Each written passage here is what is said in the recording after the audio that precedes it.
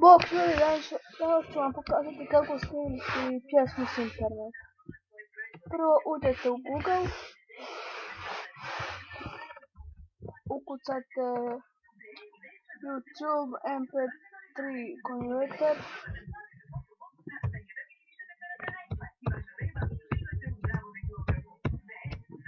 uđete u prvo što vidite i otvorite drugu stranicu i uđete u YouTube.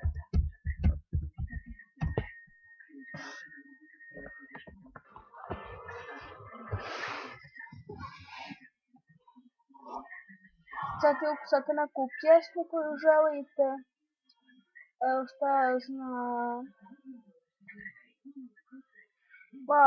šta bismo mogli,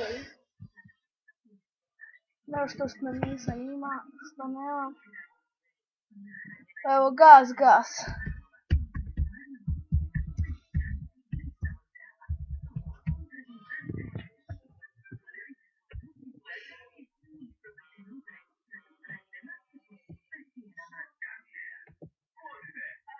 Kopirate like,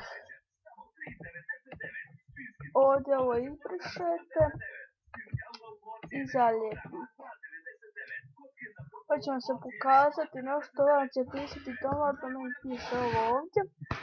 Zato ću vas ovo ovdje učitavati.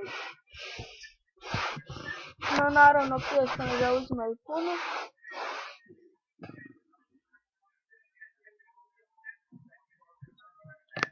Zatim malo smanjite ekran i bacite na zastavu.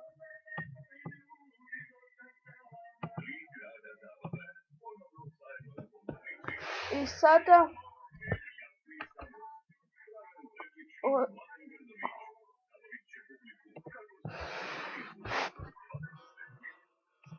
i eto, to je to, nadam se da vam je se svidjelo i da ćete rado gledati moje videa.